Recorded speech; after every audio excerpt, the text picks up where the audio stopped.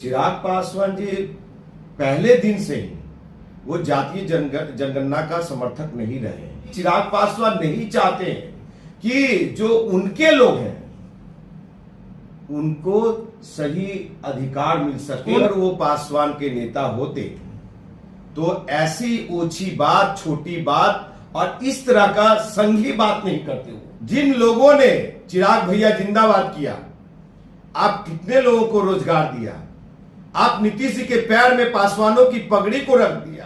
क्या चिराग पासवान को नरेंद्र मोदी, अमित शाह हाथ पकड़ रखे हैं? क्या कलम में ताकत नहीं है? पढ़े लिखे हैं कि नहीं है? उतने ही हजारों की संख्या में चिराग पासवान को घेरो।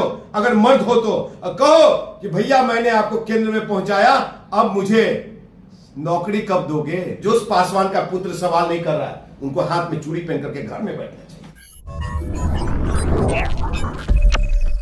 नमस्कार, आप देख रहे हैं ब्रेकिंग न्यूज। अभी हमारे साथ है कांग्रेस नेता इंजीनियर राजकुमार पासवान। जिस प्रकार से जीत के मुहाने पर जाकर के भारत ने सीज फायर को मान लिया, इसी विषय पर चर्चा करेंगे। चिराग पासवान को बिहार की याद आ रही है, जातीय जो गणना हो उसका रिपोर्ट सार्वजनिक न हो। इन तमाम मुद्दों बात करेंगे। सबसे पहले इंजीनियर राजकुमार पासवान जी, सीज फायर पर क्या कहेंगे? हालांकि कांग्रेस के तमाम बड़े नेताओं ने, राहुल गांधी से लेकर के खड़गे साहब ने पूरे तौर पर प्रधानमंत्री मोदी के साथ खड़े रहने की बात कई मोर्चों पर कही। देखिए, कांग्रेस का स्टैंड वेरी फर्स्ट डे से क्लियर रहा है।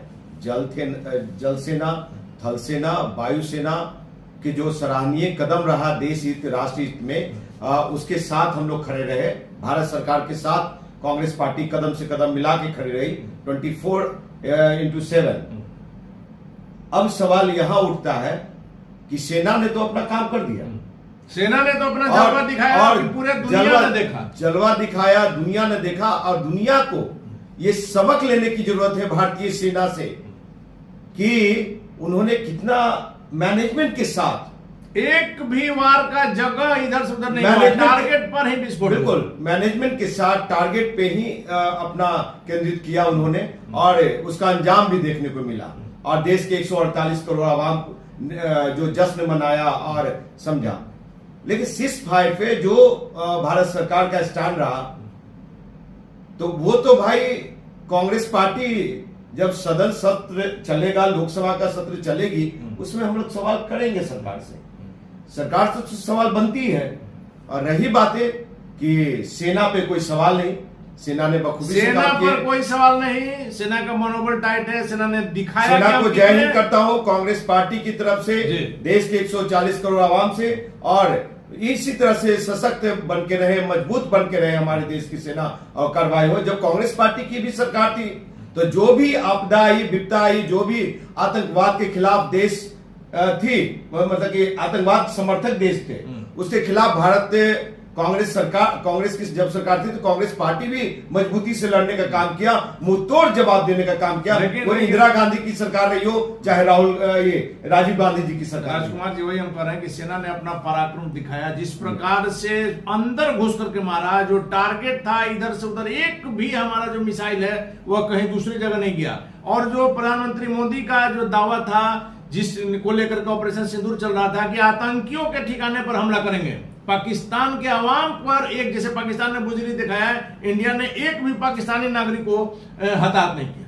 देखिए, ये बहुत ही अच्छा बात है। कांग्रेस पार्टी शुरू से कह रही थी, या तो कांग्रेस ये पाकिस्तान में जो जनता है, आम जनता है, नागरिक है, उनका नुकसान ना हो, और भारत में जो बॉर्डर के किनारे आम नागरिक है उनका नुकसान ना हो।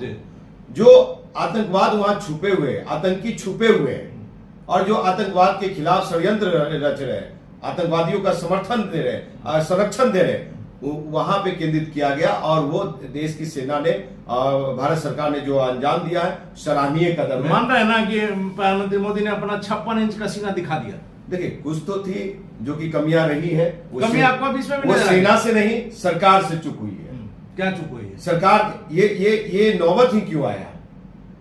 आतंकी आकर के मार दिया, चल रहा है इसमें। आपका साहब सुरक्षा चूक होता है, आपके पास सारी एजेंसियां, रॉ, सीबीआई, ईडी, ना जाने वगैरह वगैरह, क्या सारी एजेंसी आपको रिपोर्ट ऑलरेडी फाइंड आउट होता है, डे टू डे अपडेट होता, फिर भी आतंकवादी हमारे 27 लोग को मार करके और फिर वापस सुरक्षित चले ये जाते हैं। निश्चित तौर पर कहीं ना कहीं सुरक्षा में चूक जरूर हुई है, इसको मानना और होगा, सबसे- इस पर विश्लेषण भी करना होगा। इससे बड़ा शर्मसार ये कि प्रधानमंत्री जी सब जगह का कार्यक्रम रद्द करके मधुबनी में कार्यक्रम करते हैं।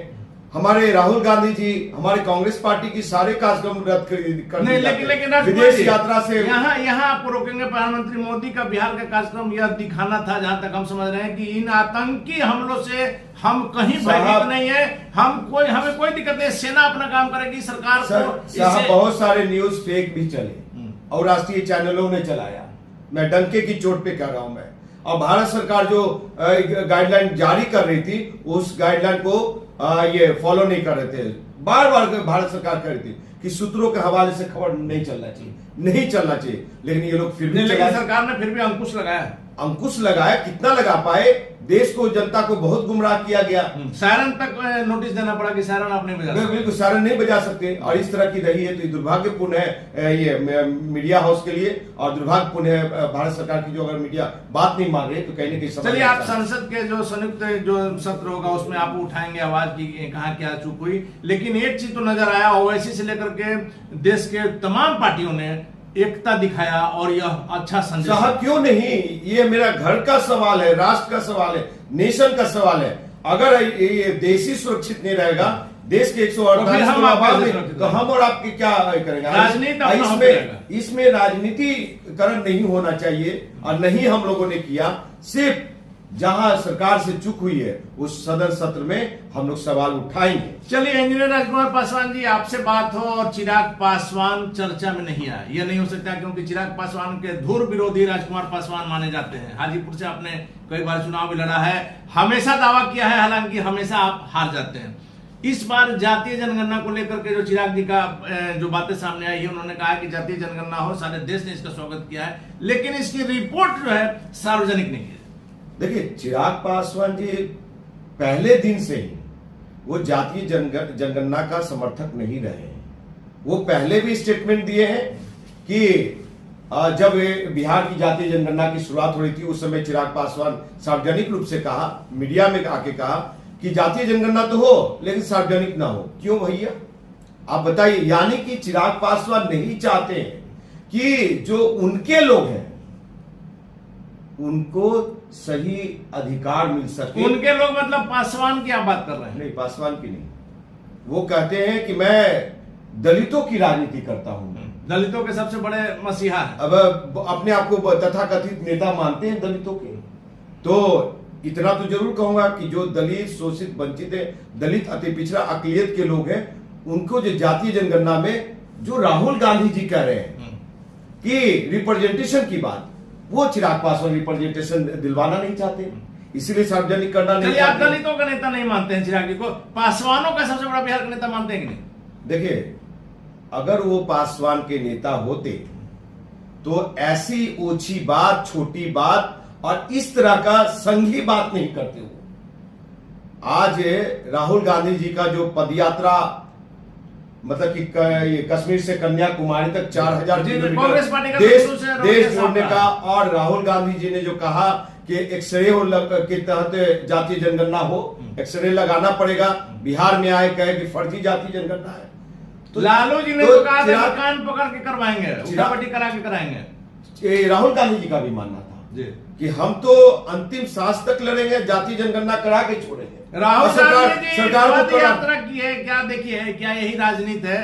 राहुल गांधी जी पद यात्रा किए, अपनी जब सरकार थी तो जातीय जनगणना की बात उनको ध्यान में नहीं आई। लालू जी जब यूपीए में मजबूत स्थिति में थे, उस समय ध्यान नहीं आया। साहब एक चीज बता दीजिए, राम मंदिर का ताला किसने खुलवाया? राजीव गांधी जी ने। राम मंदिर का पूजन किसने किया? सर, हम अभी जातीय जनगणना अगर आप कह रहे हैं तो हाईजेक किसने किया?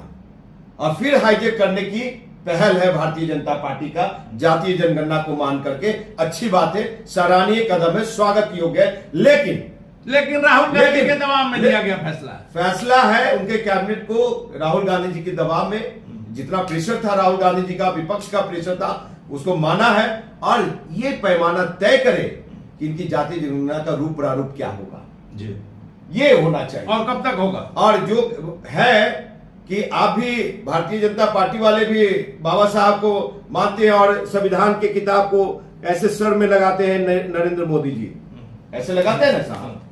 तो मेरा यही कहना है कि जब लगाते हैं, जय भीम बोलते हैं, तो भैया उनके अनुयायियों को कितना अधिकार दिला पाएंगे, कितना रिप्रेजेंटेशन फिक्स करा पाएंगे, ये पैमाना तय होनी चाहिए। चलिए आखिरी सवाल है राजकुमार पासवान जी, चिराग पासवान को बिहार बुला रहा है। पिछले दिनों आपने देखा था, अब माना जा रहा है कि चिराग विधानसभा का चुनाव भी लड़ेंगे। दिल्ली नहीं, उनको बिहार रास आएगा। बिहार के मुख्यमंत्री बनना उनका सपना है। चिराग भाई को कब बिहार नहीं बुलाया? चिराग जी ने कहा है नहीं, चिराग भाई को कब बिहार नहीं बुलाया? बिहार के लोगों ने मान सम्मान दिया। रामविलास पासवान के पुत्र हैं तो उनको हाथों हाथ लिया, ये सदन में पहुंचाया, केंद्रीय मंत्री बनाया। तो वो तो खुद ही मैदान छोड़ने का है, मैदान छोड़ करके। कैसे आप बात करते हैं राजकुमार जी? जिस हाजीपुर में लगातार आपको चिराग पासवान हरा रहे हैं, उनके चाचा हरा रहे हैं, जिस हाजीपुर ने आपको रिजेक्ट कर दिया, आप फिर भी नहीं मान रहे? मेरी हार जरूर हुई है, लेकिन हार में ही मेरी जीत है। और जब सड़क सुनसान हो जाएगा तो सदन आवारा हो जाएगा, और हम सदन को आवारा नहीं होने देंगे, सड़क पे हंगामा खड़ा करेंगे। आप लोग जो मीडिया है चौथा स्तंभ, उसके भी माध्यम से मैं हंगामा खड़ा कर रहा हूं मैं। और इतना जरूर बता दूं कि चिराग भाई, अब वो समय आ चुका है। आप पहले कहते थे कि हम एमपी हैं, एक मामूली सा, मेरी कोई वजूद नहीं है। जिन लोगों ने चिराग भैया जिंदाबाद किया, आप कितने लोगों को रोजगार दिया। आप नीतीश जी के पैर में पासवानों की पगड़ी को रख दिया।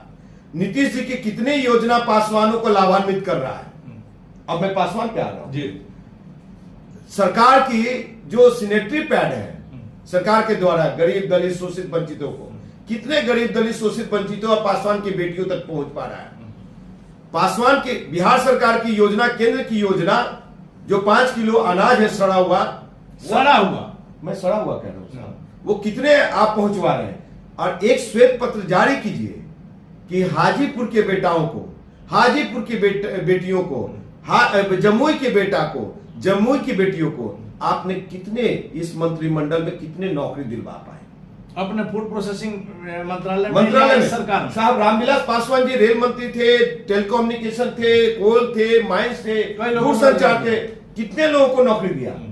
अनगिनत लोगों को दिया। क्या चिराग पासवान को नरेंद्र मोदी, अमित शाह हाथ पकड़ रखे हैं? क्या कलम में ताकत नहीं है? पढ़े लिखे हैं कि नहीं है? ये कैसे सांसद है ये? तो अगर अब ये बहाना कर रहे हैं तो मैं उन युवा नौजवानों को आपके चैनल के माध्यम से कर रहा हूं कि ए पासवान के बेटाओ, वीर शिरोमणि बाबा चौहरमल के वंशजों, राजा सलेश मकड़ा माझी राह बाबा के वंशजों, अगर तुम में है मादा और सही मायने में इन पुत्र हो इन महापुरुषों के, तो जिस तरह से चिराग भैया जिंदाबाद किया, तो तुम लोग उतने ही संख्या में, उतने ही हजारों की संख्या में चिराग पासवान को घेरो। अगर मर्द हो तो कहो कि भैया मैंने आपको केंद्र में पहुंचाया, अब मुझे नौकरी कब दोगे? हमारा परिवार बेरोजगार है, हमारी जाति बेरोजगार है, नीतीश बाबू का योजना मेरे हम तक नहीं पहुंच पाता है। बिहार सरकार के बहुत सारे डिपार्टमेंट में हमारे नौकरी रोजगार नहीं मिल पा रहा है। टोला सेवक हो, आंगनबाड़ी हो, चाहे बहुत सारे हैं, उस सब में नहीं मिल पा रहा है। कब दिलाएंगे चिराग भैया? ये सवाल करें। जो उस पासवान का पुत्र सवाल नहीं कर रहा है, उनको हाथ में चूड़ी पहन करके घर में बैठना चाहिए। चलिए, तो जो सवाल नहीं कर रहा है वो हाथ में चूड़ी पहन करके बैठे चिराग पासवान से बड़ा सवाल किया है इंजीनियर राजकुमार पासवान ने। और जिस प्रकार से ऑपरेशन सिंदूर को लेकर के देश में सारे दलों में जो एकता नजर आई है, निश्चित तौर पर एक अच्छा संदेश गया है पूरे दुनिया में। लेकिन राजकुमार पासवान का सीधे तौर पर कहना है कि जब संसद का संयुक्त अधिवेशन बुलाया जाएगा, संयुक्त सत्र बुलाया जाएगा, उस समय इस मुद्दे पर जरूर बात उठेगी कि आखिर क्यों पहलगाम में जिस प्रकार से जो घटना घटी, सुरक्षा में कहां चूक हुई, और देश की सुरक्षा के मामले में सारा देश एक है, कहीं कोई राजनीति नहीं। इन तमाम मुद्दों पर क्या कुछ होगा आगे देखना काफी महत्वपूर्ण। फिलहाल बने रहे ब्रेकिंग व्याख्या।